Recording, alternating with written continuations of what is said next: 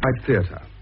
We present Jessie Matthews in Robert's Wife by St. John Ervine, adapted for broadcasting by Archie Campbell. Robert's Wife.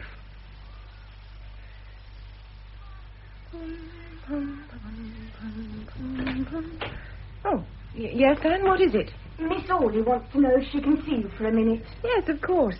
Come in, won't you, Miss Ollie? I hope I'm not interrupting you, June. Not a bit. I'm dining here tonight because of the confirmation, so I'm filling in time with odds and ends that don't matter much.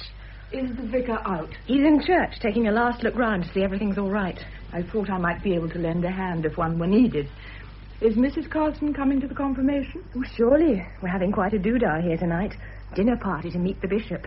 That old Mrs. Armitage is coming, and the churchwardens. Do you know Mrs. Armitage? Yes. Not well, but I know her. She's frightfully rich, isn't she? Enormously. Her husband made $1 million out of substitutes. Whenever he saw anything real, he put something artificial in its place. Oh, he did very well out of artificial eggs, but most of his money was made in artificial milk. Oh, it must be lovely to be rich. You're rich, aren't you?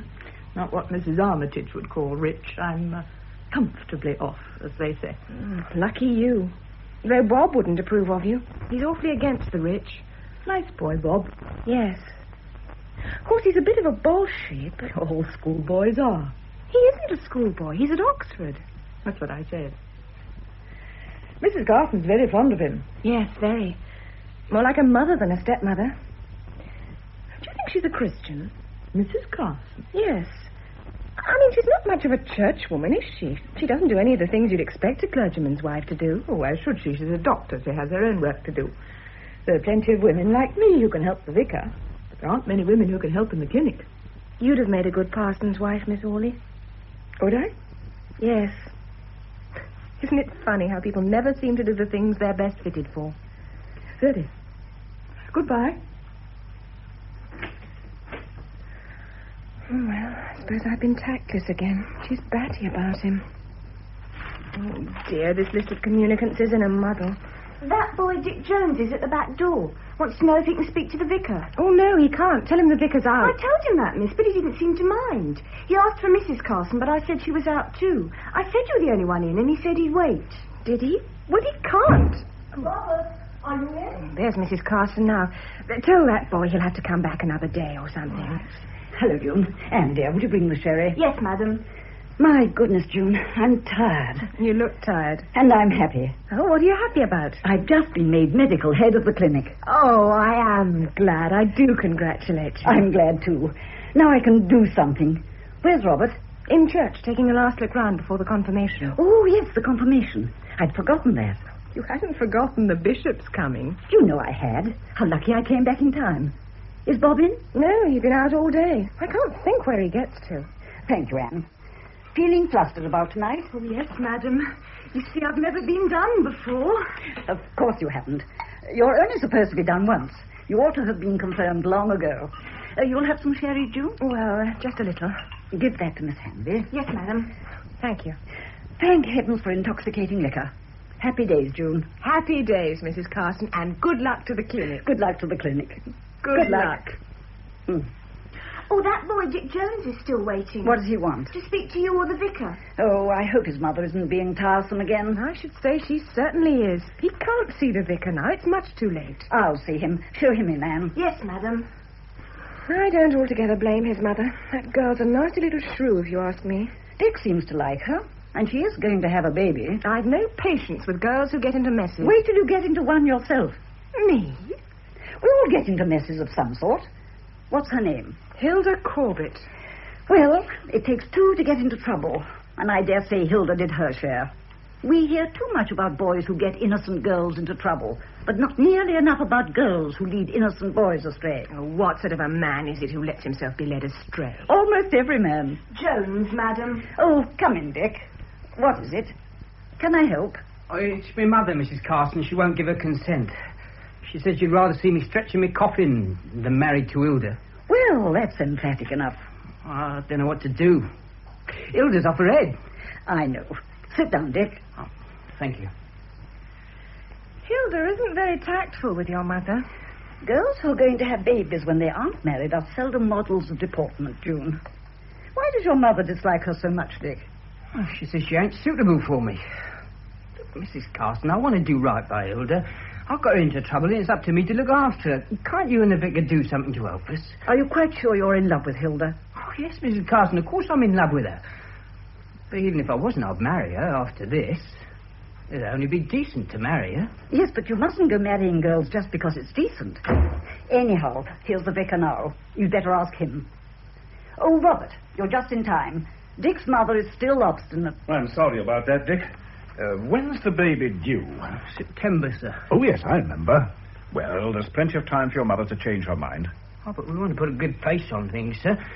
Hilda doesn't like the idea of the baby coming soon after we're married. Well, she should have thought of that before, shouldn't she? Good gracious me, look at the time. I'm afraid you'll have to go now, Dick, but you'd better come and see me tomorrow night. Oh, very good, sir. I'll have another talk with your mother, but if she still refuses her consent, we'll have to apply to the magistrates. I hate having to do that. Makes for bad feeling, but come along. Now, 6:30 tomorrow night sharp, understand? Yes, miss. Cheer up, Dick. You mustn't go about with a face as long as a fiddle. No, Mum. But I do want to do right by Hilda. When people want to do right, they generally do it. Good night. Good night.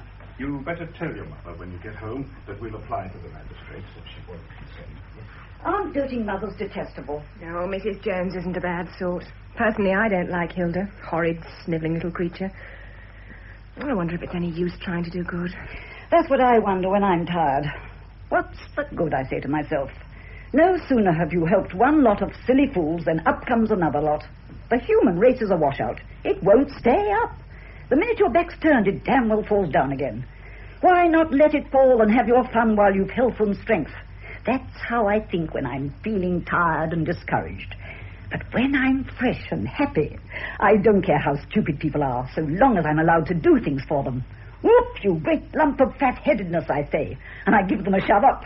And if they fall down on me, I say, up again, you big stiff. Oh, they make me cross when they start slithering about. But you wouldn't like to live with people who never muffed things. Yes, I should. I hate fools. Supposing you had to live with a bench of bishops. They're muffing all the time. Not all the time, June. Even a bishop has lucid intervals. Though people seem to call them awful names, whatever they do. Oh, Robert, why is it that everybody, however stupid he may be, thinks he knows better than any bishop? Oh, that's easily answered. No bishop can ever in any circumstances be right about anything. I thought every errand boy knew that. Our bishop will be here any minute. So will the church wardens and Mrs. Armitage. Oh, Lord, yes, and me still dirty from the toil of the day. June, you're up to your elbows in ink. Oh, it won't take me half a jiff to get ready. I say, have you seen Bob? No, darling, I've only just come in myself. Oh? Had a busy day? Yes, very. I've been made medical head at the clinic. Oh, my darling, I'm glad. I am glad. You must be feeling proud of yourself. I am. I'm the proudest woman in England tonight. I wouldn't change places with any woman on earth. All my life I've wanted a job like this, and now I shall be able to do things. This clinic is life to me, Robert. I want to work in it till I drop. You won't drop. You'll be carried out kicking. That's true. Nobody's going to get rid of me in a hurry. Oh, goodness, look at the time. I must fly to titivate myself for this wicked old bishop. Robert, I want you to be very nice to Mrs. Armitage tonight. That old packet? I'm always nice to her. I know, darling, but I want you to be especially nice to her tonight. Make the bishop take a lot of notice of her. Why? I want to bleed the old girl for my clinic. It must be enlarged. I shall ask her to come on the committee, and then I'll skin her for £5,000. You devil. Her food will cost her dear tonight. Well, darling, her awful old husband made a fortune out of poisoning people with badly tinned food and substitutes. So the least she can do is to pay for a clinic to cure some of his customers. Oh, madam, the bishop's come. Crikey, look at me, dirty and dishevelled. All right, Anne. I'll go to the door. There you are, Bishop. Robert. How splendid to see you. How are you, my dear Philip? I'm afraid I'm early. Come inside. The Sanchez waiting for you. My dear Mrs. Carson. I know I'm much too early. You're never too early, Bishop. You're welcome whenever you come. That's very kind of you. You see, I want to have a little talk with Robert. Shall I leave you? No, please. It concerns you, too. By the way, Sir Henry Gordon met me just now and told me you'd been appointed head of the clinic. Isn't it splendid? Congratulations, my dear. Thank you, Bishop. You'll be the right woman in the right place. Though I must warn you that everybody doesn't approve of you. Don't I know that? Jefferson of St. Ethelbertus is very worried about your sociological opinions. He doesn't like what he's heard of your views on birth control. Blessed is the man that hath his quiver full. Well, his quiver's empty. He's a celibate, darling. That makes it worse. A man has no right to run about telling other people to fill their quivers when he has sworn never to put anything in his. We're an illogical lot. That's what keeps us sane. Well, to business. I suppose you've heard, Robert, that Warburton is retiring at last from the deanery? No, I hadn't heard. He told the chapter this afternoon that he intends to retire at Christmas. I needn't tell you, Robert, that I don't know who will be appointed in his place, but I'd give a good deal to see you there. Thank you, Bishop. Your husband has every qualification for the position, Mrs. Carson. He's a good preacher, a good organizer, and a good man. He preaches his best sermon to me. I don't know how much influence I have, not much, I'm afraid, but the Prime Minister and I are very old friends, and I'm going to take the liberty of telling him that you are the right man for this deanery, Robert. And it will be a very great happiness to me, as your bishop, to see you appointed. You'd take it, wouldn't you, Robert, if it were offered to you? Yes. Of course he would. What about you? Me? Yes. You're rather important, you know. You'll be Mrs. Dean. Robert's career in the church doesn't depend on me, thank goodness, but on his own ability and character. Well, naturally, but supposing your career as a doctor does not run quite in the same direction as his career. They don't clash in the least, do they, Robert? They haven't so far. I don't see why they ever should. Robert and I had this out before we were married, Bishop. I was not going to give up my work, nor, of course, was he going to give up his. I'm a very good doctor, though I say that I shouldn't. Well, I'll say it for you. And Robert's a very good clergyman. Ah, there I can speak with greater authority. He is far and away the best parish priest in this diocese. Well, then, we don't see why two perfectly good careers should be upset because their owners marry. There isn't any reason, but there may be a lot of stupidity. However, we needn't anticipate trouble. All I want to know now is that Robert will accept the deanery if it is offered to him. My dear fellow, you know how deeply I regard you. You've always been very kind to me. No kinder than you deserve. But my regard for you isn't only due to your ability, it's also a feeling of personal affection. I'm very fond of you, Robert. And you too, Sancho. I may call you Sancho, may I not? Please, Bishop. Mrs. Armitage and the churchwardens are in the drawing room, madam. All right, Anne, thank you. Oh, Anne, just a moment. Anne's to be confirmed by you tonight, Bishop. Oh, I hope I shall confirm you nicely, Anne. Thank you, my lord. That's all, Anne. Robert, go and talk to them until I've had time to change my dress. Bishop, will you be a very great dear? I don't know that I'm capable of that, but I'll try. Be very nice to Mrs. Armitage. The rich woman? Yes, I want to bleed her for my clinic. And if you'll tell her how useful it is...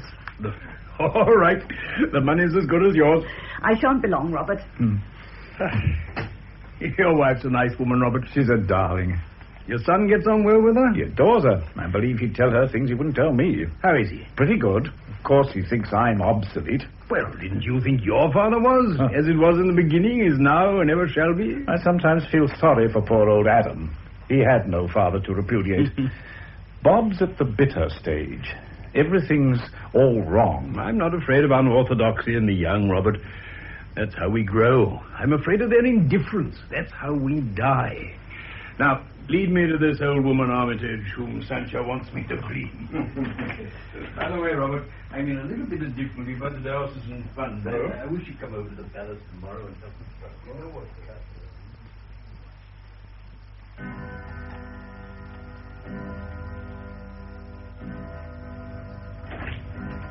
Come in here, Miss Ollie. It's cozier here. But won't I be in the way of the bishop and the vicar? They won't be here for another quarter of an hour.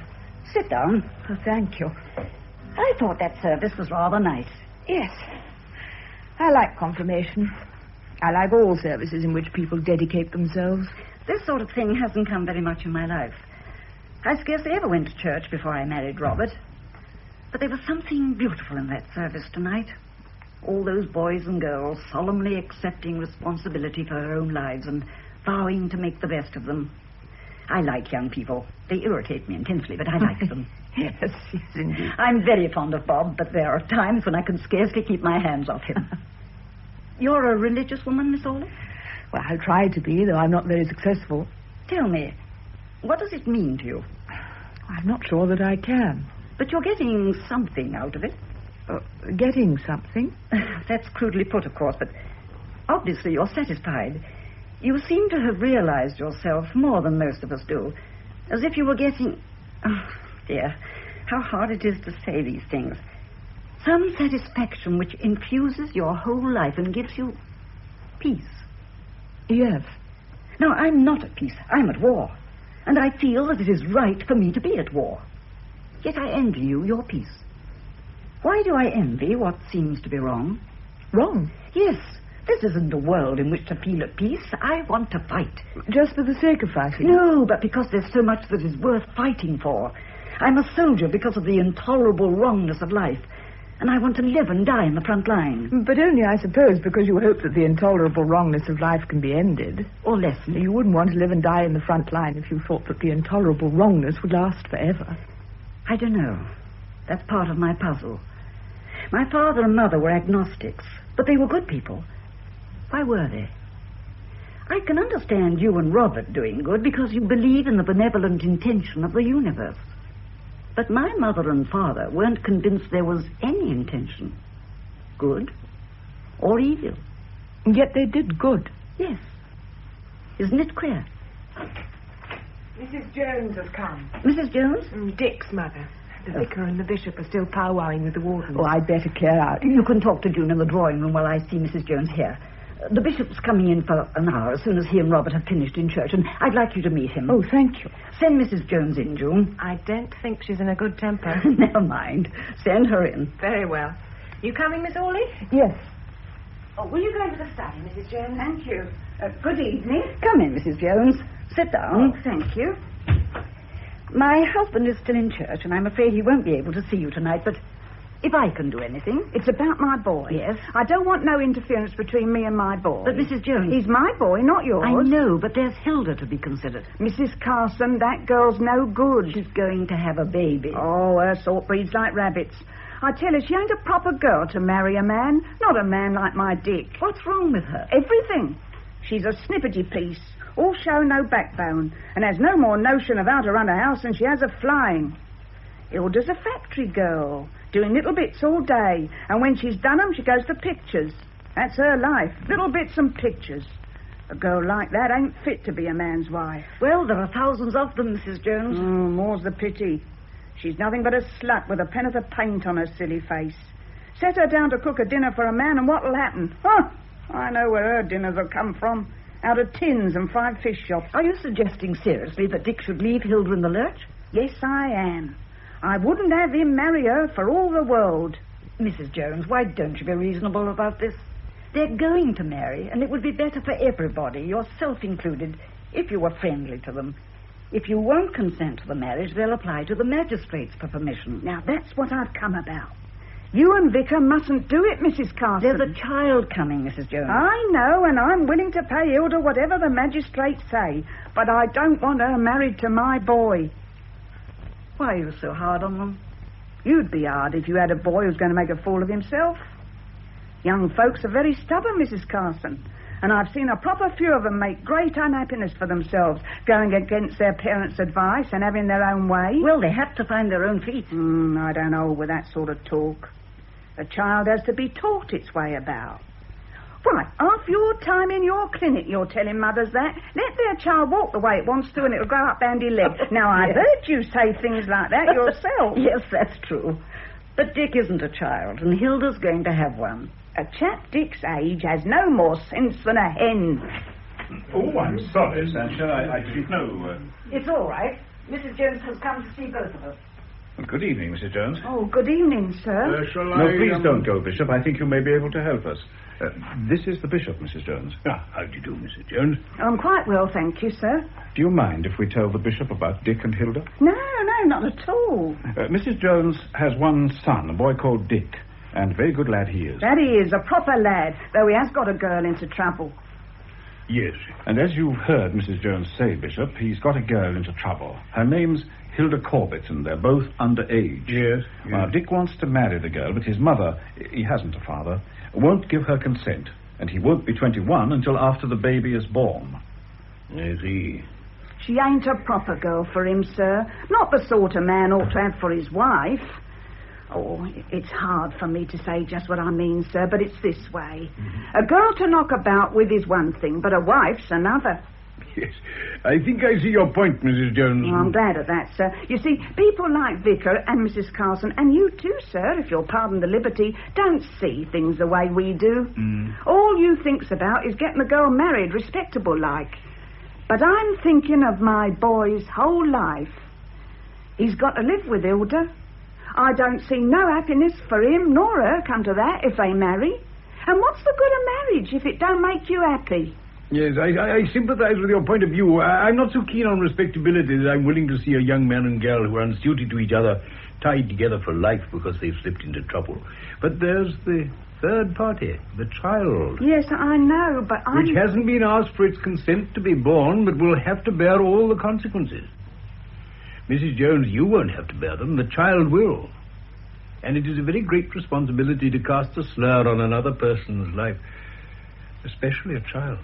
Well, I don't want to do a child no harm. Well, then give your grandchild a chance. Look here. If you'll behave nicely to him, I'll come here myself and marry your son to Hilda, I think you said her name was? That's her name, sir. My lord, I mean. And I'll baptize the baby. From what I can see of it, sir, one visit will do for both. Well, what about it? It is the baby that matters, isn't it, Mrs. Jones? Well, I don't make no promises. But you'll think about it.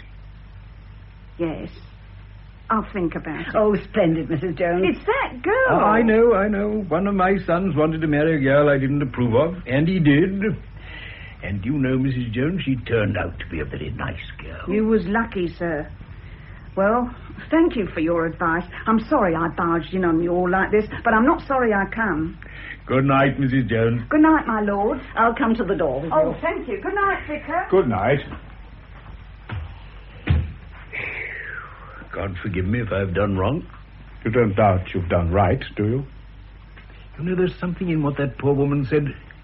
We are more eager for the marriage ceremony than we are for the happiness of the married. We've forced our will on Mrs. Jones, who knows the nature of her son and that girl better than we do, and if their marriage turns out a failure, we shall be to blame. I wish we could think of some means of solving this sort of problem. I don't want to see Dick tied to a worthless girl, but at the same time I don't want to see their child stigmatized. Oh, what's a poor parson to do? Protect the weakest. But who is the weakest? The girl, the baby, or Dick? The moment Dick and Hilda are married, we'll wash our hands of them. Yes. Aren't we washing our hands of too many things? I hate this safety-first religion. We neither lead nor follow. We simply stand about hoping we shan't be noticed. It's a great pity someone doesn't set fire to a bishop. I hope they won't begin on me. I know I sound absurd. And I think we're far too reasonable. And I know nothing so uninspiring as reasonable behavior. It's the wild men of the world who keep it fresh and wholesome. When you're dean... Yes, when I'm dean. Do you think I ever shall be? Oh, certainly. You have enthusiasm and brains, a combination of qualities that is rare and is becoming rarer. All the enthusiasts of my acquaintance have no brains, and all the brainy people have no enthusiasm. We're dying of hot heads and cold feet. Here's Bob, with a bomb in every pocket. Hello, Bob. Hello, Father. You know my stepson, Bob, don't you, Bishop? Yes. How are you, Bob? Pretty fit, thanks, my lord. Good. Well, what have you been doing tonight? Starting a new universe or only letting off steam? I've been talking to some soldiers at Barnbury Camp. What were you talking about? War? Well, I'm going there to preach on Sunday.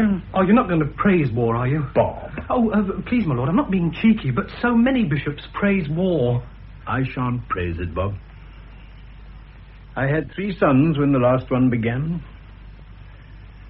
I hadn't any when it was over. I don't think I shall praise war. But I won't refuse my blessing to men who are willing to die for what they think is a good cause. Yeah, it's always a good cause. In that event, the soldier is spared the shame of thinking he has died in a bad one. If your generation can stop war, God bless it. You'll forgive a bishop, won't you, for asking God to bless you? I believe that bishops are in bad odor at Oxford, and that their invocations are considered impertinent. But we're puzzled men, Bob. I find it increasingly hard to say just what is the will of God, though I had no difficulty whatsoever about it when I was at Oxford. But perhaps, my dear lad, you will be able to do better than we've done. Sancha, didn't you say something about speeding the parting bishop with hot milk? Yes, but if we stay here much longer, it'll be hot water. Come along. We're a cowardly lot, always preferring the law to the prophets. Me for the prophets every time. Me too, Sancha, me too. Turn out the light, Robert. Yet we must have law. Isn't it martyrs we need? Yes, but who's going to clear up the mess?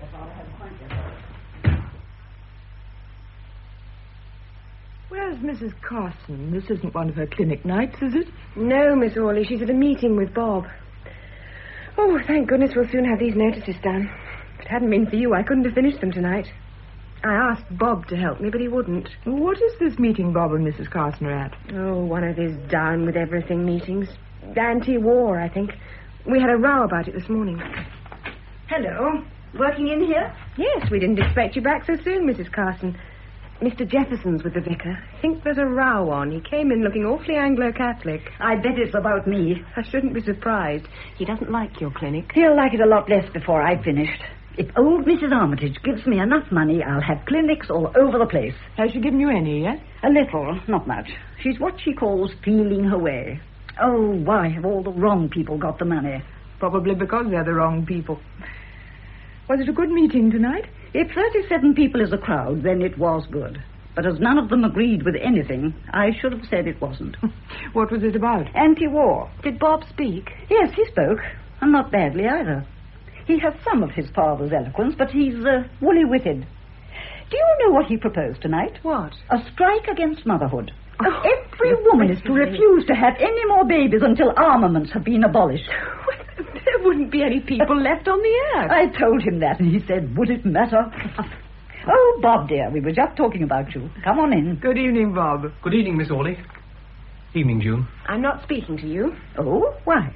He was rude to me this morning. He called me bourgeois. You'll have guessed by this time, Miss Ollie, that these two are secretly engaged. Well, I had sort of surmised that. What sort of home they'll have with two orators in it, I cannot imagine. You can take turn about at speechifying. That's right, make fun. Bob. That's all people in this country ever do, make fun. Anybody who's serious about anything in this country is called a prig. He hasn't any sense of humour. There's a hell of a lot of humour in being hungry. Oh, it's a great joke to be poor and born in a slum. Every day I wake up to find the world in a worse mess than it was before. That doesn't say very much for you, does it? The whole system's wrong. You might as well say that the whole human race is wrong. Substantial people aren't doing anything. Nobody doing anything? Anything that matters. Oh, everybody's against war, yet everybody's wondering when the next war will begin. If they were serious, it would never begin. I went to Hangover this morning. That hospital where the chaps who were cropped for good in the last war are waiting to die. I'd like to take everybody to Hangover and say that's what your blasted war did to them. I'm one of the chaps who'll be expected to go and get killed in the next war. I'm nearly 20, so I'm just ripe for slaughter. What? I won't fight. I tell you, I won't fight. I can't bear the thought of killing people. I can't bear it. Bob, dear. I'm sorry, Sancho. I'm most frightfully sorry. I must go on. No, don't. Your common sense is a little overpowering at times, June. I'll go.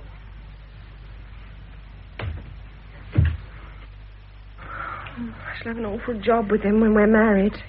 Do you love him very much? Yes, terribly. I oughtn't to love him because he's a frightful fool, but I do. Every now and then I have a horrible desire to sock him on the jaw, but the rest of the time I just want to take care of him. I never thought I'd feel like this. Most unsecretarial.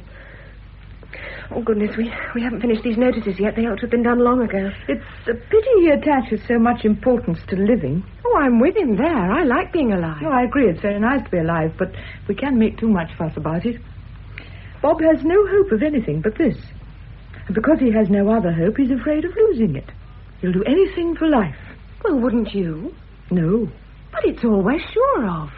It's the least thing I'm sure of. I can't understand you. We do know we've got this. We don't know we'll get anything else. Well, doesn't what you do know make you feel certain that there must be more to come?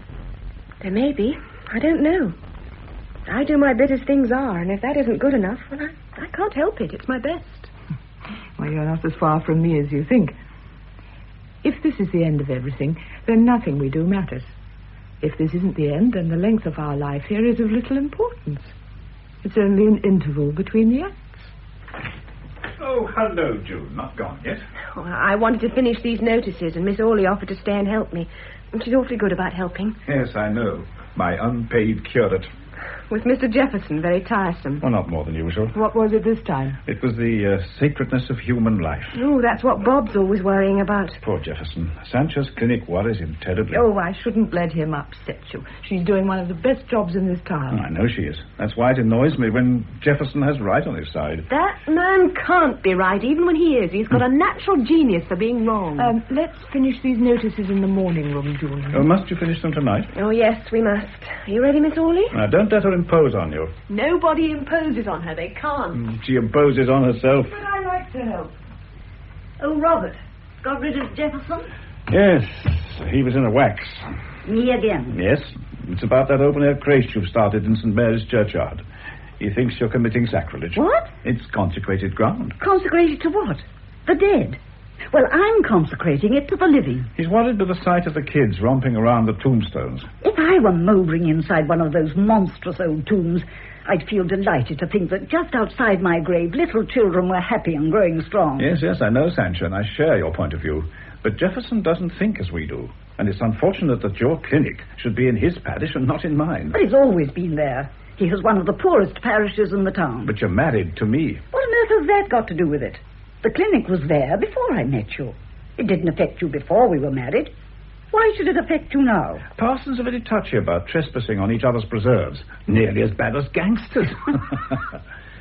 It's a pity we can't do our work without treading on his corns. Nobody can do anything that is worth doing without treading on somebody's corns. And there are a lot of corns on which I want to tread. Yes, but people think I'm doing the treading. I mean, they think I sympathize completely with all you do. Don't you? No, I think you go too far sometimes, and they're in too great a hurry. You're always complaining of reactionaries. But I believe that reaction's an important part of progress. Otherwise, we'd run ahead of ourselves. Well, every soldier knows that he mustn't carry his attack too far. He must stop and consolidate his gains, defend what he's won, and make his ground good. Yes, I see that, but I also see there are people in the world who must go on, who can't stop, and that there are other people who are always getting in the way and trying to stop them. The history of medicine alone proves that. How? At every turn of the road to medical knowledge, the pioneering doctor has found an obstructive priest in his path. I see myself as the symbol of all the doctors who've striven to reduce or abolish pain. And I see Jefferson as the symbol of all the priests who have tried to stop them.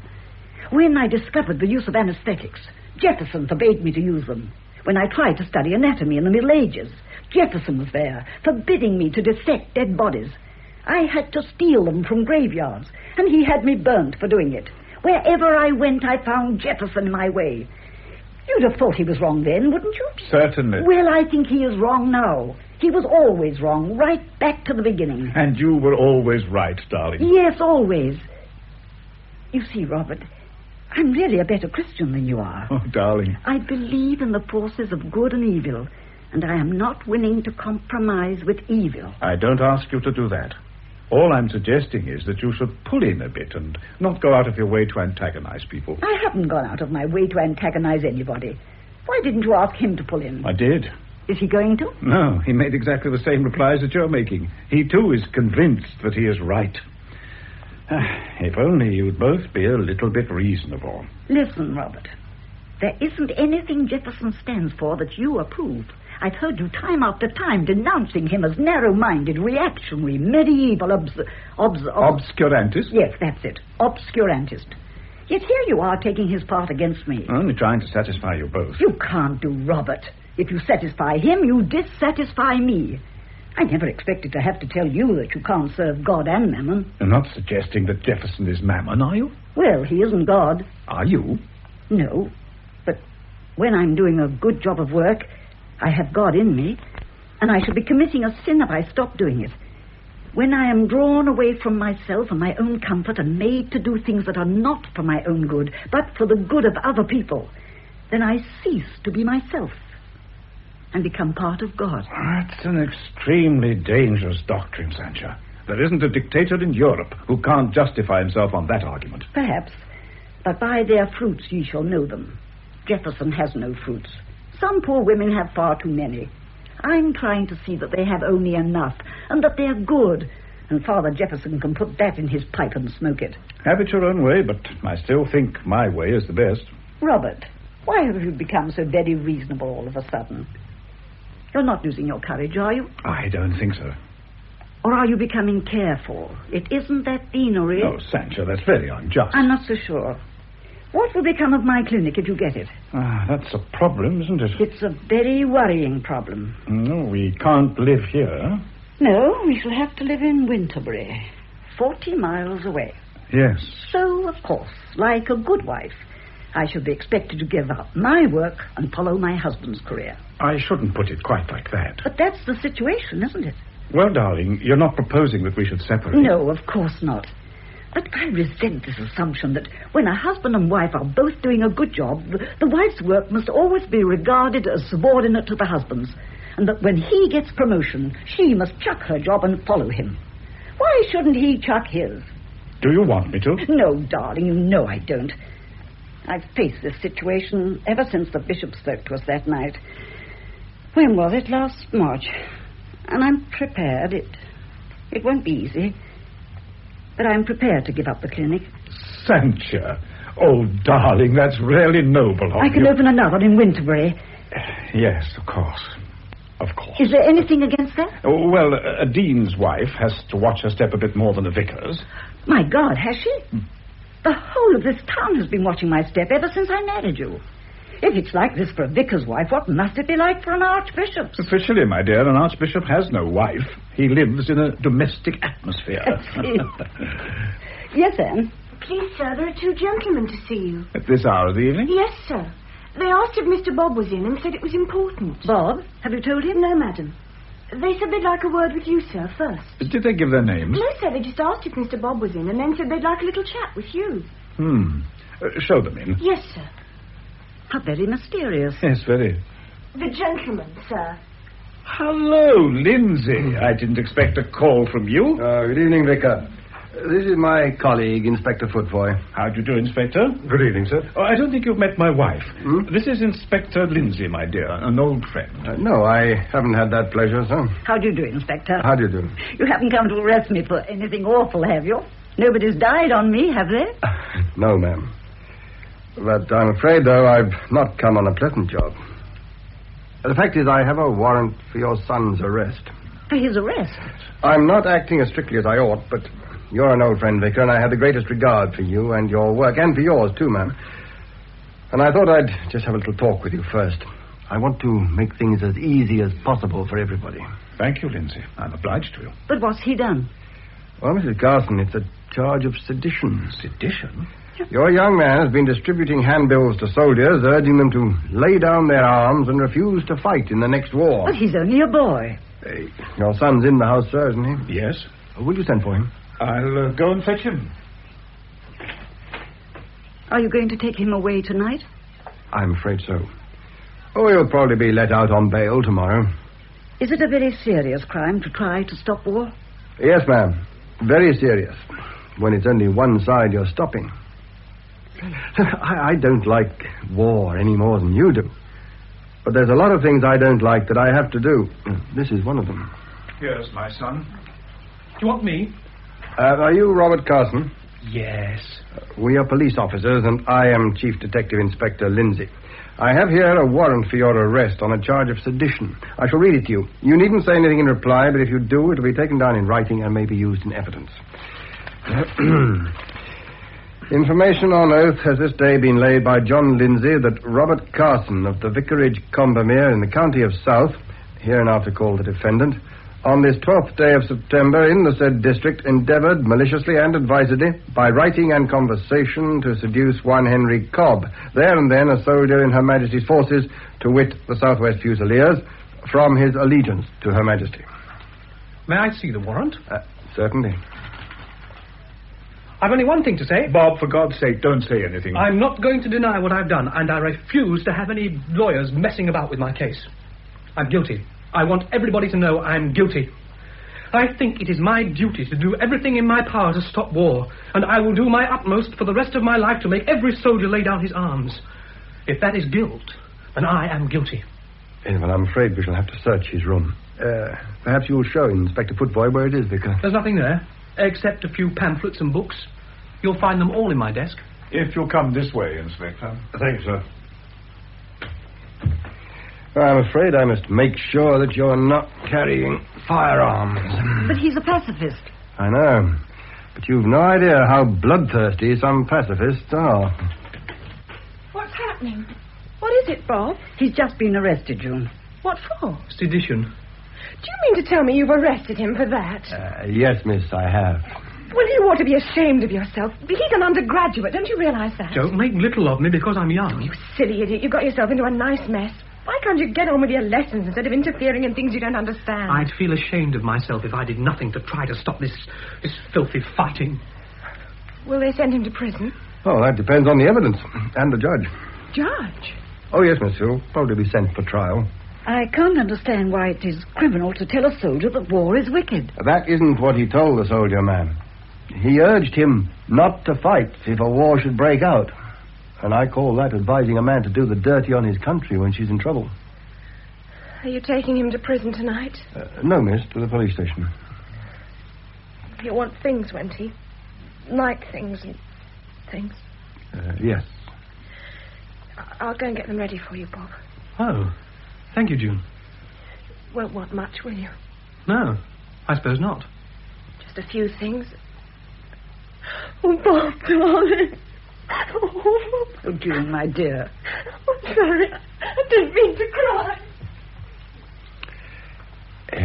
It's a bit hard on her. Women always get the worst of this sort of thing. I found these pamphlets and books in his desk, sir. Right. Are these yours? Yes, they're all mine. I'm now going to take you to 4th Street Police Station, where you'll be charged. Is there anything I can do tonight? Well, I should get on to your lawyer. Oh, yes, of course. I'll telephone to Thompson at once. He's my solicitor. Oh, Bob. Can I come with him? Well, you can if you like, ma'am. But I shouldn't if I were you. It'll only distress you. You'd like me to come, Bob? Yes, please, Sancho. I'll fetch a coat. Oh, hello. Is that you, Thompson? It's the vicar speaking. Carson, yes. Thompson, for God's sake, come over here at once, will you? My son's just been arrested. What? The charge? The charge is sedition.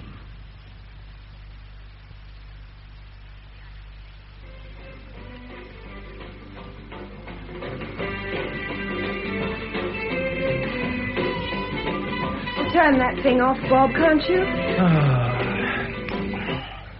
You better keep out of the way this afternoon. Why? The bishop will be here and Mrs. Armitage is coming to tea. What if she is? She's practically promised to give £5,000 to the clinic. Oh, the clinic. Yes, the clinic. It's much more important than your old propaganda. How you could have been such a fool, I can't imagine. Do you think they'll send me to prison? I don't know. Cook says she's surprised they've let you out on bail. Says it was influence. Influence my foot? I felt ashamed when I heard that lawyer reading out the letters you wrote to that soldier. Are you trying to break off our engagement? I wish I could, but I can't. I love you, you silly idiot. Anne tells me the bishop's just come. He's in the drawing room with Robert. Oh, is he? I didn't hear his car. How lucky he's here. I'll have to ask him to have tea with Mrs. Armitage. That'll please her. You know, Bob, you haven't made things easy for me. I've lost 3 subscribers to the clinic since your arrest. Good ones, too. I don't want you here when Mrs. Armitage comes. That's what I've been trying to tell him. I don't seem to be wanted. Well, you're not very helpful, are you? Your father's moving heaven and earth to get you out of this mess, and you do nothing but get in his way. Anybody'd think you wanted to go to jail. I do. I want to go to prison. I can't make out whether you're a saint and a martyr or just an exhibitionist. Oh, Sancho, I didn't think you'd say that to me. I know I'm silly and arrogant, but that doesn't prove that I'm wrong about essential things. That's what I'm trying to tell you all, but you just laugh at me and say, you wait till you're older, then you'll know better. I may not want to know better. I may be too frightened or too lazy or too self-satisfied. Well, that's not good enough for me. The only way to get anything done is for somebody to do something dramatic, something that will make people think, like getting crucified.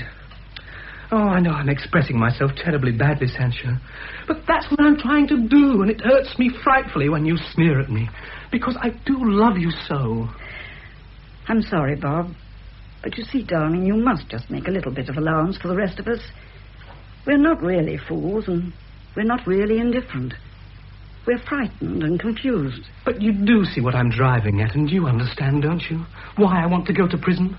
It's not just to get a lot of cheap glory, but To shock people into peace. But will you? Every soldier is willing to die for his belief, Bob.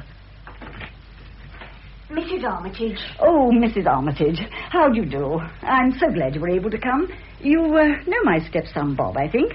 Oh, yes, I've been reading about him. How do you do, Mrs. Armitage? And my husband's secretary, Miss June Hanby. How do you do? Bob and she are engaged to be married. Engaged? Well, it'll be a long engagement, I suppose, what with one thing and another. Well, yes, I suppose it will. But they're both young and can wait. You two are going out now, aren't you? Oh, yes. Bob and I have a lot to do.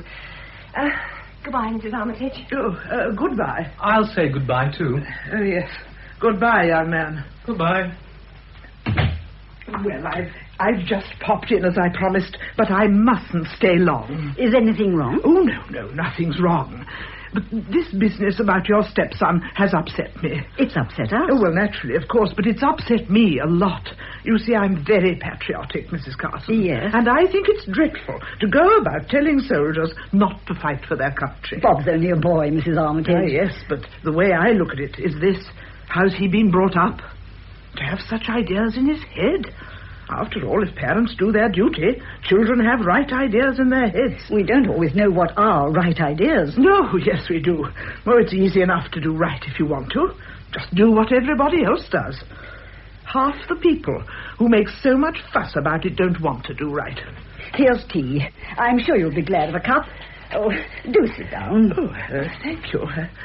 Tea, well, now it's here. Is the bishop still with the vicar, Anne? Yes, madam. Oh, nice girl, that. Who, Anne? Yes, she's a nice girl. So hard to get nice girls nowadays. I don't know what's become of all the nice girls. I had a nice girl once, but she got into trouble. Oh. Somehow the nice ones always do that. I suppose it's because they're so nice. Perhaps. 2 lumps or 1? 3, please. I've got a very sweet tooth. I think the pictures have done a lot of harm, don't you? Not more than other things, have they? Oh, yes. They've unsettled girls, always thinking of film stars when they should be doing their dusting. Mr. Jefferson says the pictures have done a lot of harm. Mr. Jefferson. Have you seen him lately? Yes, I've seen quite a bit of him lately. He's a very persevering man. Very. Bread and butter? Cake, please. Mr. Jefferson's very worried about your clinic. Why should he be? Well, of course, you know what his views are. High church and all that. Of course, I was brought up low church, but I must say I like a nice high church service. I like the little boys in lace surplices, don't you? I mean, they look rather nice, and though I'm told some of them are awful. I knew a lady once who told Mrs. me... Armitage, you've something to tell me, haven't you? Well, yes, I have. I really came to tell you I want to think things over a bit. Do you mean about the clinic? Yes, I'm not sure about it. Oh, Mrs. Armitage, I thought it Yes, was... I know, I thought so too, but things are different now. Mr. Jefferson's so distressed about it all, and then this business about your stepson. So you see, I must have time to think it over. I don't want to do anything I'd regret afterwards. Does this mean that you won't give me the money? Well, not quite. I just want to be sure that I'm not doing anything that I don't really approve of. We mustn't rush into things, must we? Mrs. Armitage, you know better than most people how necessary our clinic is. Oh, yes, I know. That's what I said to Mr. Jefferson, and he said, so long as it's concerned with ailments and things like that, that's all right. But... well, you know what he is. He's very Anglo-Catholic and all that. I can't think of anything more useful than the clinic. It's helping to make a better race. Of course, I'd like to do something. I've always wanted to do something. Yes. Over and over again, I used to say to my husband, John, let's do something. Well... But he was too busy, poor dear, and then, of course, he died and never did anything. The clinic could be his memorial. It could, of course. We could have a statue of him in the vestibule and patting little children on the head and with an inscription underneath. That would be nice. Yes, John would like that. Still, I'd like to think it over. I'm going to the south of France in November when the weather begins to get bad. If you were to settle about it now, we could build it while you're away, and it might be ready for you to open on your return. That would be nice, of course. But Dr. Jordan thinks I ought to stay the whole winter. Oh. And when I told Mr. Jefferson that, he thought it would be wise. He's a very thoughtful man, don't you think? Very. And now... Oh, well, I really must go. I meant only to pop in for a minute to tell you I wanted to think things over. Oh, I've stayed hours. Well, goodbye and thank you. And we've had such a nice talk, haven't we? Discussed everything. The bishop wants to know why you won't give him tea in here. Of course I'll give him tea in here. Won't you stay and meet him, Mrs. Armitage? I'd like to, of course, but really I think I'd better be going. Goodbye, Miss Hamley. Goodbye. I'll come to the door with you. No, thank you. That will be nice. Ah, any tea going? Presently. You'll miss this when you're in jail. I shall miss a lot of things. Do hope you're not going to make a habit of going to jail. It won't be much fun being married to a man who spends his weekends at home and the rest of the time in prison. Have you two had tea? No. Then we'll all have it here. Will you ring the bell, Bob? Yes. June, have you any idea what the bishop wants? No, but I can guess. I'm afraid you're giving a great many people a lot of trouble, young man. Yes, madam? We'll have some fresh tea, please, and bring some more cups. The vicar and the bishop are coming in here. Very good, madam. How do you do, Sancha? I'm not doing very well, Bishop. Oh? Mrs. Armitage has just left. I'm afraid she's going to back out of her promise. Mr. Jefferson's been talking to her. He's been talking to a lot of people. Far too many. Well, Bob, Good afternoon, my lord. what are we going to do with this young man? Ask June. She'll have to do with him. Well, June, I'm wondering. The trouble with men seems to be that their bodies grow up so much more quickly than their brains. It takes a woman a long time to realize that what looks like an adult is really a child. your experience must have been very unfortunate. She's had 2 generations of Carsons to cope with, Bob and me. Tea, madam. Thank you. Madam. I think you like your tea weak, don't you, Bishop? Please. Bread and butter, sir. Thank you. The bishop has been talking to me about this affair of Bob's. It's serious, much more serious than I thought. I took it for granted that Bob would probably be let off with a grave reprimand. But the bishop thinks, and Thompson thinks too, that we must be prepared for imprisonment. But that's what Bob wants. I don't want influence used to get me off. Bob thinks that the world badly needs the example of individual self-sacrifice. Yes. As I grow older, I get more skeptical about the value of these demonstrations. I've attended many meetings in my life, and I've noticed that emotional orators get all the cheers, but the work is generally done by some chap who can't talk for toffee.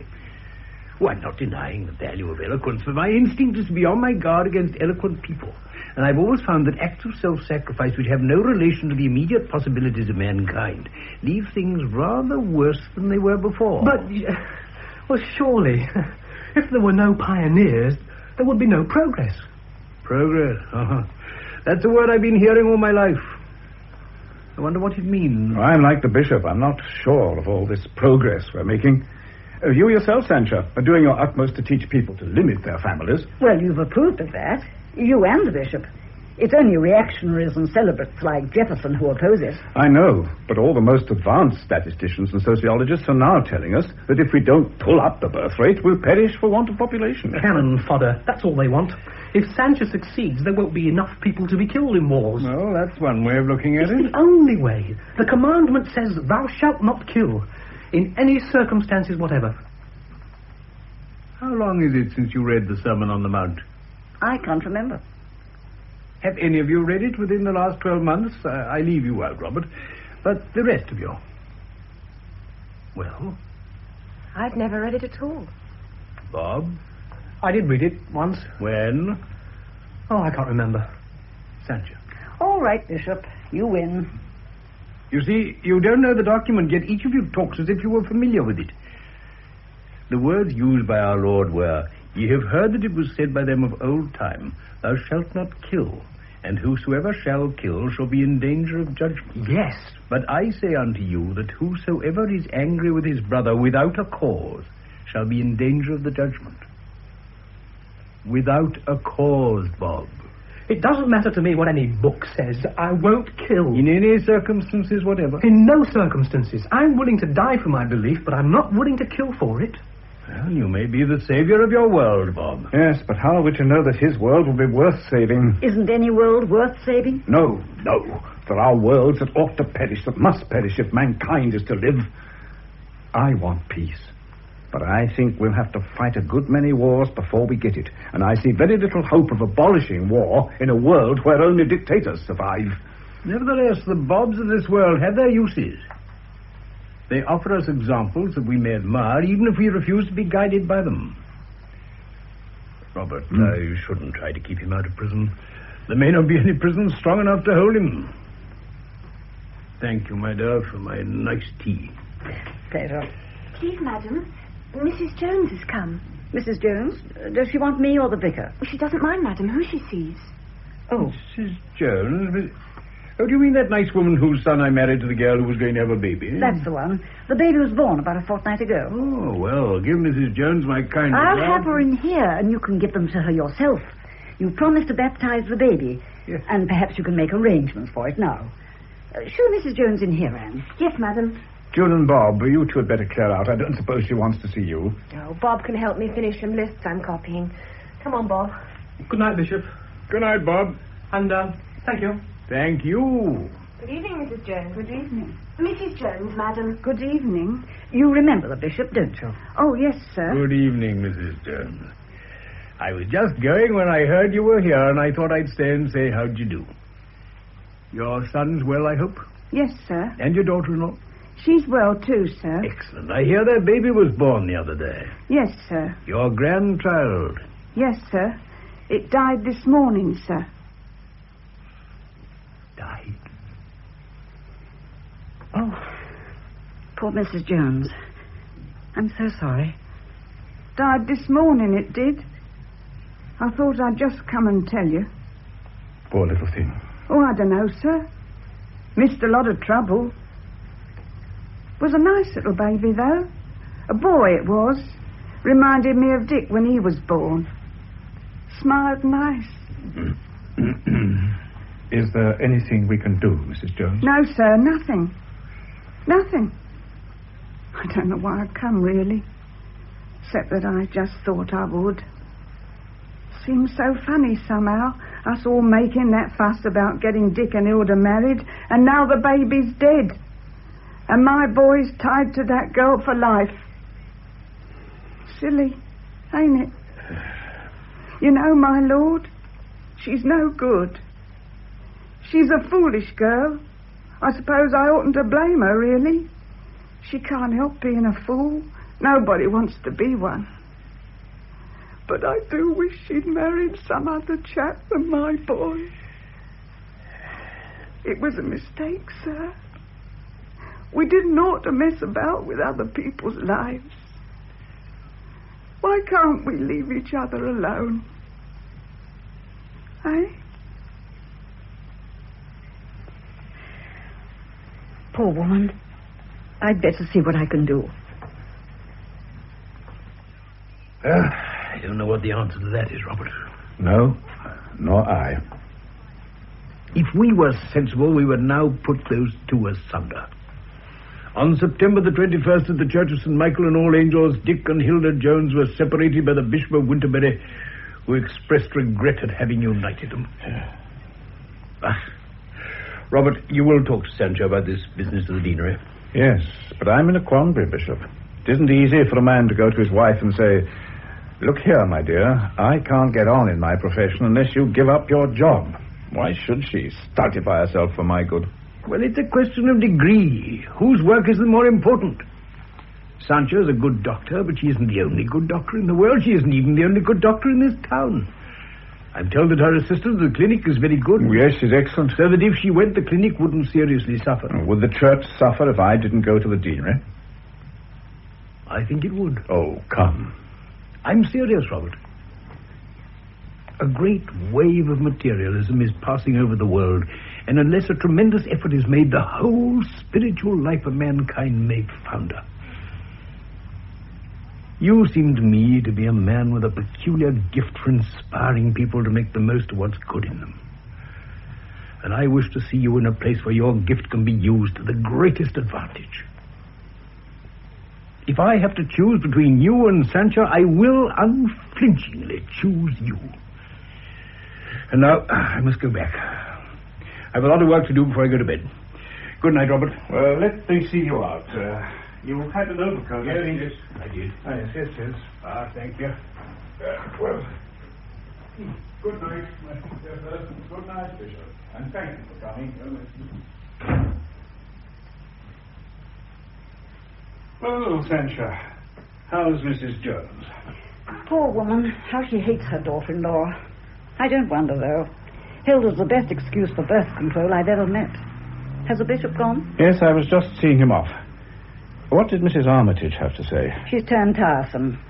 Jefferson's been at her, and she's trying to back out of her promise. Oh, that's a bad blow. I dare say we'll get over it. Did the bishop talk about anything else than Bob's case? Yes, he met the Prime Minister in London yesterday, and they talked about me. Oh? PM was very nice, but he made a rather odd remark, which is worrying the bishop. Oh, what? Well, he said something about my having a difficult family. I suppose he meant Bob. Yes, but not only Bob. Do you mean me? Uh-huh. But I'm not difficult. Well, darling, it depends, doesn't it, on the point of view. You're not difficult to me, but you are to Jefferson. Well, what does the bishop suggest? Well, bluntly, he thinks you should go very slow on your clinic. Robert, the clinic needs me now more than it ever did. We live from hand to mouth, and just at the moment it looks as if we shan't live very well. I can't go slow. If Mrs. Armitage lets me down, I shall have to do and say a great deal more than I want to. I must appeal for money. But, Sancho... I may have to make things unpleasant for Father Jefferson. Oh. I haven't finished with that gentleman yet, not by a long chalk. Sancho, you mustn't do this. Why? I've told you why. So that you may be dean? Yes. Oh, Robert. Why should you expect me to put your work before mine when you won't put mine before yours? I think my work's important. As important as yours, and in most respects more important. I shouldn't be a priest if I didn't think a man's soul of greater value than his body. Can a dean save souls more than a vicar? Well, that's not the point. It's the whole point. If you think I'm going to spend the rest of my life pouring out tea for old girls who take a refined interest in religion, you make a great mistake. I'm a doctor, and I shall go on being a doctor until I drop. What's left over from the doctor can be the dean's wife. I shan't leave my clinic until it's safe. You'd rather leave me? No. I love you, darling, and you know I love you. But I have work to do, no less than yours, and I must do it, no matter what becomes of me. Or of me? Or of you. That's your last word? That's my last word.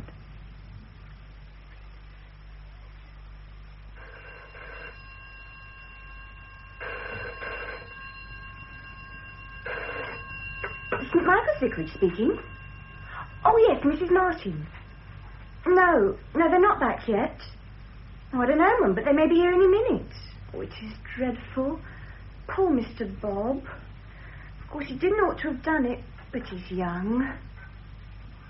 Yes, Mum. I'll be sure to tell them. Yes, I will. Yes. It is awful for them. It'd be awful for anybody, of course. Thank you. Who was it, Anne? Oh, Mrs. Martin, sir. Told me to tell you she was ever so sorry about Mr. Bob. Thank you. And, sir, we're sorry too, sir. Thank you. Thank you. It seems such an awful sentence for what he did. Yes. Oh, and the bishop rang up, sir. He said he was sorry he couldn't see you in Winterbury this afternoon, but he's got to go to some dinner near here tonight, and he'll look in on his way home. Thank you. Oh, and Anne, I'm very grateful to you for your sympathy. Well, sir, we have to be kind to each other, haven't we? Yes. Good evening, Anne. Good evening, miss. I'm ever so sorry, miss. Thank you, Anne. Miss Hanvey will be staying here tonight, Anne. Yes, sir. Where's Sancho? She'll be down in a minute. Wonder what they're doing to Bob now. I wonder. Judge, what sort of a man can he be to give a boy 12 months for a silly thing like that? Poor Bob. Do you think perhaps they're just trying to frighten him and that after a little while he'll be let out? Perhaps. You know, June, it wasn't very sensible of him. I know. I didn't think he could make such a fool of himself. But all the same, that sentence is too much. Oh, shall I answer it? Yes, please. Michael's Vicarage? Yes? What? The Winterbury Gazette? You want to speak to the vicar? Well, hold on a moment, I'll see if he's in. It's a reporter from the Winterbury Gazette. Wants to interview you about Bob. Oh, right. Hello? Yes, I'm the vicar. Thank you. Yes, I agree it was monstrous. Oh, that's very kind of you. Yes, I'll gladly see you. Can you come round now? All right. Goodbye. Well, there you are, Sancho. Who was that, Robert? A reporter from the Winterbury Gazette. He says his editor is indignant at the sentence and wants to get up an agitation for a pardon for Bob. Is he in Combermere now? He's at the station. I'll see him in the drawing room, June, when he comes. Oh, very well. Is there anything you want me to do tonight? No, my dear. You'd better go to bed, darling. You look tired out. I am tired, but if there's anything to do... No, nothing. I better see if there are any letters. I expect some came by the late post. Poor June. She looks all in. Yes, I didn't realize how fond of him she is. That sort of boy always appeals to that sort of girl. Poor Bob. I never dreamt they'd give him such a sentence as that. Oh, did you see the judge's face, Robert? That man was enjoying himself. Oh, no, darling. You mustn't say things like that about people. But he was. I'm not feeling very fond of people tonight, Robert. To take an emotional boy like Bob and drag him into the dock and give him 12 months... There were some letters for you. And one for you, Mrs. Carson. Thank you. Go to bed now, darling. No, I'll wait. There may be something important that must be answered tonight. I shan't answer it if there is. You'd better look first. We can't go to pieces just because Bob's in jail. No, there's nothing here that needs attention tonight. Oh. What is it, darling? Mrs. Armitage has turned us down. She's definitely decided not to give me the £5,000 for the clinic. And she's resigning from the committee. She doesn't feel that she can continue to support an institution of which she does not entirely approve. Well, that's reasonable enough. Anyhow, you'd almost given up hope of getting anything out of her. Not quite. I thought I had enough influence over her to make her pay up, but evidently I hadn't. Well, she's given me one more reason for holding my meetings. I must raise money from somewhere, and if she won't give it to me, I'll have to get it in pennies from the public. We've a strenuous winter in front of us. Bob's imprisonment won't help much. It hasn't so far, but it may do us good in the end.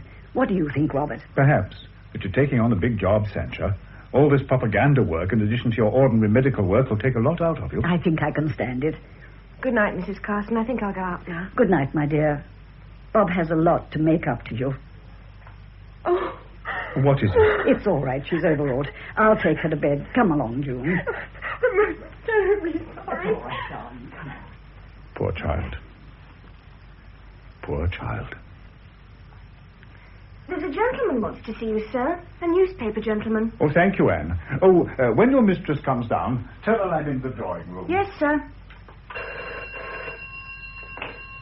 St. Michael's Vicarage speaking. Yes, sir. Yes, they're both at home, sir. The vicar's engaged, but I don't suppose he'll be long. Very good, sir. I'll tell him. What is it, Anne? Well, someone's just rung up to say the bishop's on his way. Or shall I bring something in when he comes, madam? Oh, yes. Please, Anne. He's very fond of hot milk. Yes, madam. That'll be the bishop. Show him in here, will you? Yes, madam. Poor Mrs. Armitage. So rich and so empty. This way, please, sir. Father Jefferson. Father who? Good evening, Mrs. Carson. Oh, Father Jefferson. My husband's engaged, but he won't be long. Sit down, won't you? Thank you. I've really come to see you. Me? Yes. First, let me say how sorry I am at the savage sentence that your son received this morning. Yes, it was savage, wasn't it? But he won't be any the worse for that. A man who suffers for his conscience' sake is not injured by persecution. It's very kind of you to give us your sympathy. Thank you. If you're organizing any petition or meeting of protest, I will do all I can to help you. That's more than kind. I'm deeply grateful, and I'm sure my husband will be grateful too. But that isn't the only thing I've come about. No, I gathered that. Mrs. Carson, you must believe me when I tell you that it is a great grief to me to have to oppose you. I know you are a sincere and able woman, and that you are doing good work, and that you regard all your work as good. Unfortunately, I don't. Some of it seems to me sinful. I know, but your opinion of what is sinful is only your opinion. No, there we differ. I hold my opinions because I believe them to be the Almighty's. You advocate certain causes and ways of living which, to me, forgive me, are devilish. You haven't come here just to discuss our sociological differences, Mr. Jefferson. No, though I should not call them sociological differences, but spiritual. I'm told that you're about to make public appeals for money to extend your clinic and to build others elsewhere in the town. It is only fair to tell you that I shall feel it my duty to oppose you by every means in my power. I shall go on with my plans, no matter who opposes them. Wherever you hold a meeting, I shall hold one, either immediately before it or immediately after it. If you will not promise to abstain from advocating these obnoxious doctrines, I shall not only do my utmost to prevent you from extending your clinic, but will also try to have it closed. Closed? Yes. Many of the people who subscribe to it are my personal friends. I shall do my utmost to persuade them to withdraw their subscriptions. Some of them have done so already. More, I hope, will. Nevertheless, Mr. Jefferson, I will go on with my work. You paid me the compliment just now of saying you believe me to be sincere. What would you say if I were in a position to ruin your work and I came to you and threatened to ruin it unless you did exactly what I told you? I should take no notice of it. Neither do I take any notice of you. How little my sincerity would amount to if at the first hint of opposition I gave up my work. Why can't you confine yourself to ordinary medical work that rouses no dispute? You've been asking me that question for ages and ages, and every time I've had to make Luther's reply. God helping me, I can do no other. I'm sorry for mentioning Luther to you. You probably don't like him. Then it's useless to make any further appeal to you? Quite useless. I'm intensely sorry. You will remember, I hope, that this makes no difference to my promise to do what I can about your son. That is really very kind of you, Mr. Jefferson, and I shall not forget it. Good night. Good night. My dear Jefferson, what brings you here? Mr. Jefferson very kindly came to sympathize with us about Bob and to offer to do anything he can to help us. My dear fellow, that's very generous of you. Anything I can. But that isn't the only reason why I'm here. There's an even more important reason, which Mrs. Carson has not mentioned. Oh, what's that? Mr. Jefferson and I have declared war on each other. War? Yes. He will oppose every effort I make to raise money for the clinic, unless I give up instructions on birth control. Well, we know that that's his attitude already. But it's going to be much more definite in future. I've told Mrs. Carson that I shall feel it my duty to hold meetings in opposition to hers. I see. Mr. Jefferson's been very frank. If I will not promise to restrict myself at the clinic to his requirements, he will not only oppose any attempt to enlarge it, but will try to have it closed. Closed? Do you mean, Jefferson, that you'll try to have the clinic shut up altogether? Yes. It had better be shut than continue to spread evil. But, my dear fellow, this is preposterous. This clinic does invaluable work among poor people. Saves the lives of hundreds of little children. Teaches ignorant mothers how to take care of their children. Well, you're not proposing to stop that, are you? The work of rescue can still go on, will go on, even if this clinic comes to an end. Well, there's no other clinic in the town. Others will come. I've noticed in my life that evil cannot put good down forever. I'm glad to hear you say that, Mr. Jefferson. It gives me great comfort.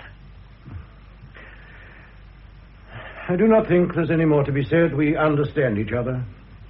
Good night again, Mrs. Carson. Good night. One moment. There is something more to be said.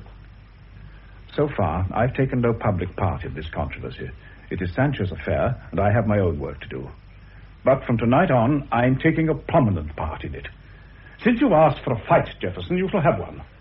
Sancho, I shall speak at all your meetings. Oh, Robert. And listen, Jefferson, hasn't been easy to keep the peace with you, but I've kept it.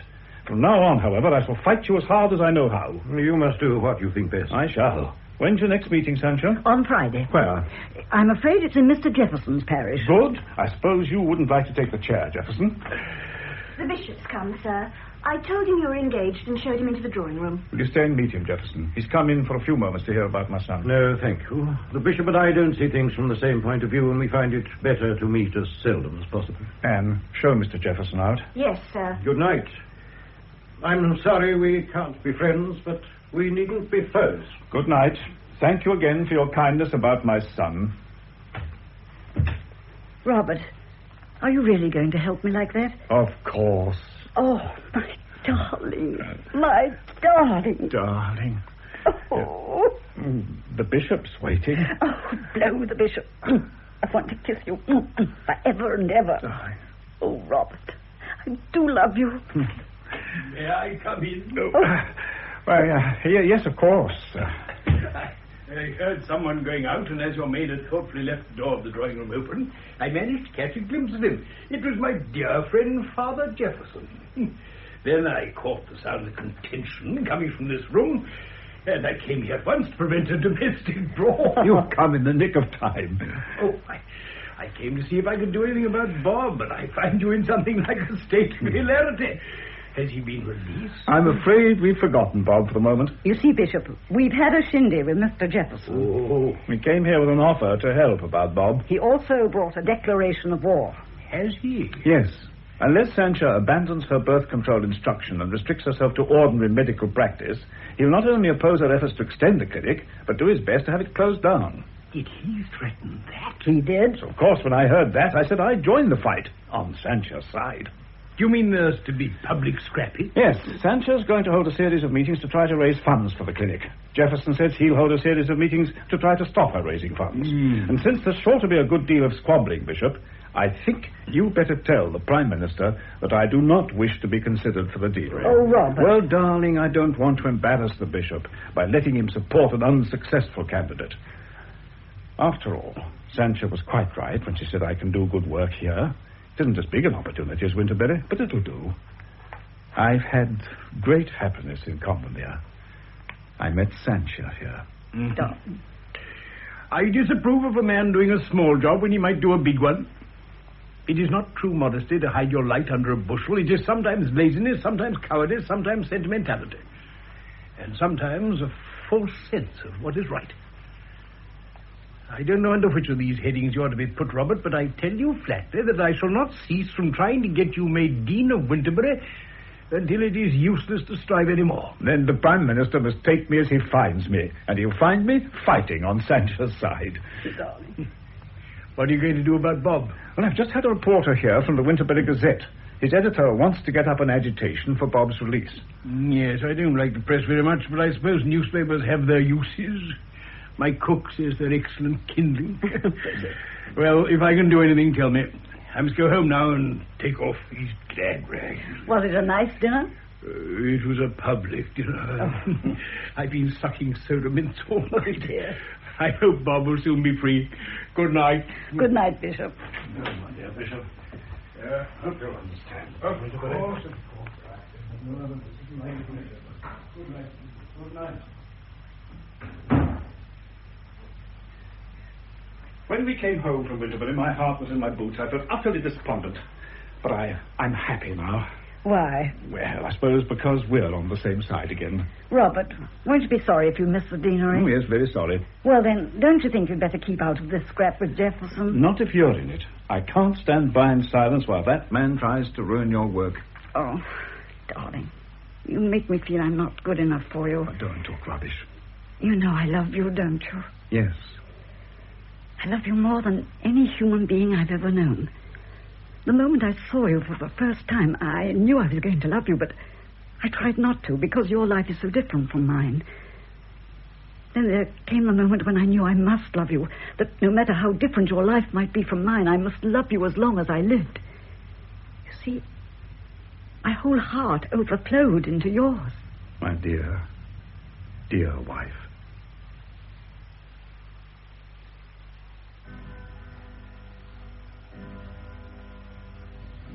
Sancha. Coming, Robert. Oh, hello, June. Hello. I thought you and Miss Ollie were working in the morning room. So we are. What is it? The morning paper. Look, it's full of last night's row. I don't like rows. I believe in doing your work quietly. These fusses make me sick. Are you casting aspersions on me? Yes, I am. First it's Bob, and now it's you. You've driven Bob clean off the front page, too. All they say about him now is that he's your son. Listen. It will be remembered that Mr. Carson's son was sent to prison for 12 months for sedition. That's all. It was just over a fortnight since Bob was sentenced, and already he's forgotten. The paper has to remind its readers about him. You're getting bitter, June. Is it enough to make a girl bitter? That sort of thing isn't your line. You're a worker, not a film star. Well, get back to Miss Ollie. What's the matter, June? Mr. Carson has something to show you. Yes, Robert? Look at this. I say, this stuff is a bit sensational. Yes, I don't like the way it's put very much. It says here that some man shouted at you, "Your son's a dirty traitor." Yes, someone did shout that. Well, I suppose we must expect abuse. First neglect, then abuse, then persecution, and last of all, triumph. No, that isn't last, darling. After triumph comes the decline, when ideals give place to organization and efficiency, and the profits are followed by the bureaucrats. That's why we have to keep on making rows. No row, no movement. I suppose you want to go on with this one. Certainly. Is the money coming in? Not very fast. It takes a lot of pennies to make up £5,000. Oh, if somebody would only give me the money. Just £5,000. May I come in a moment? Why, yes, of course, Miss Ollie. I've done all I can for June tonight, and I'm just going. I'd like to talk to you alone, Mrs. Carson. Oh, that means I'm to clear out? Yes, please, darling. All right. I'm in the garden if I want it. Have you seen the evening paper? Yes, and that's what I wanted to talk to you about. Mrs. Carson, won't you make him stop it? Stop what? All this street corner stuff. It isn't his job, Mrs. Carson. Aren't you taking rather a liberty, Miss Ollie? Yes. But you see, I hear more about this business than you do. People keep their thoughts to themselves when you're present, but I hear what they're saying. You're trying to raise money for the clinic, but this campaign hasn't brought much, has it? No, disappointingly little. You'll get less and less. And then people will stop subscribing to his work, and the end will be grief and disaster. What are you suggesting, Miss Ollie? Why don't you give up the whole thing? Do you mean give up the clinic? Superficially, yes. Really, no. Is this a riddle? You want £5,000 for your clinic. I do. I'll give it to you on one condition, that you resign. What? Now, please don't misunderstand me. I think you're doing good work, but it is work that other people can do. There's nobody in this district who can do your husband's work. You mean that he's more important to his work than I am to mine? Yes. I know that this agitation is likely to prevent him from becoming Dean of Winterbury, and that means the frustration of a very able man. Now, if you leave the clinic will still go on. Not less effective, because its enemies will no longer be able to make mischief through the fact that you're his wife. You want the clinic to go on, don't you? Of course I do. Well, it will go on. I'll give the money. £5,000 is a lot to give away. Won't you be crippling yourself? Oh, I'll still have enough to live on. When we've extended the clinic, I'll give up my house and live there. I can do any clerical work that's needed, and there's no reason why we shouldn't report to you what we're doing and ask your advice, but you needn't appear in public. What this amounts to, Miss Orley, is that you're bribing me to leave Combermere and go to Winterbury with my husband if he is appointed dean. You could call it that. Why are you willing to do this? I don't like waste. Yet you are willing to waste me. Oh, nothing can waste you. You're in love with Robert. Yes. And you're doing this for him? Yes.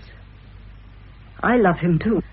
I didn't believe that any woman could love any man as much as I love Robert. When he comes into the room, I feel my heart uplifted. When I'm tired and despondent, I fortify myself with his courage. If I were dead and he needed my help, I would come out of the grave to help him. I believe you, because I love him like that, too. Does he know that you love him? Oh, no. Oh, I'm just a parish worker, woman who passes the time by helping June to send out circulars. Apart from that, he doesn't know that I exist. How long have you loved him? Since the moment I first saw him. Would you give up the clinic if you were me? I'd give up everything if I were you. You must give me time. I can't decide this now. You are asking me to make nothing of myself so that Robert may make more of himself. That's not easy. Well, I brought the cheque with me. There it is. I shall go now. Good night. Good night. You won't take too long to make up your mind, will you? No, I won't take too long. £5,000. Miss Orley gone? Yes, dear. A nice woman. Pity she doesn't get married. Yes. You know, it's a funny thing. But although I've known her for years, I don't know what her Christian name is. Christabel. Is it? Pretty name. I say, about that meeting on Tuesday. There won't be any meeting on Tuesday. Oh, why? There won't be any more meetings. I've got the money. You got it? How? Miss Ollie gave it to me. Oh, you're joking. Here's the check. £5,000. Did she give you this herself? I mean, is it her own money? Yes, it's her own. The clinic's safe now. Father Jefferson can do what he likes. It's safe. She must be very fond of you. I hadn't thought of that. I suppose she must be very fond of me. This will make a great difference, of course, to both of us. We can let this agitation slide now. Yes. I'm glad the bishop didn't do what I asked. Yes, wasn't it lucky? The bishop's a very wise old man. I hope you'll get this deanery, Robert. Does that mean you're content to come to Winterbury? Yes, I'm content. I dare say I can be useful in Winterbury. You won't waste me, will you, Robert? Waste you? Good heavens, no. Here, take her check. You'd better lodge it in the bank tomorrow. I will. Very generous of Miss Orley, I must say. Well, I knew she had money, of course, and I sometimes wondered what she'd do with it. Well, she's put it to a good use. She couldn't have done better with it. No, she couldn't. I read a rum thing in a book this morning. Oh? Yes, a book about astronomy. What was it, darling? Well, you know what a light year is? No. Well, light travels through space at a speed of about 186,000 miles a second. How reckless of it. Does about 6 billion miles in a year. That's a light year. 6 billion miles. The nearest star is 4.5 light years away from us. And by the time its light reaches us, it may have gone out. We may be seeing something that isn't there. You look up at the sky on a starry night, and you think you see myriads of stars, but they may not be there at all. The whole lot may have shifted or changed or gone out. It's a strange thought, isn't it? To be looking at something that may not be there. Yes. A very strange thought. My darling.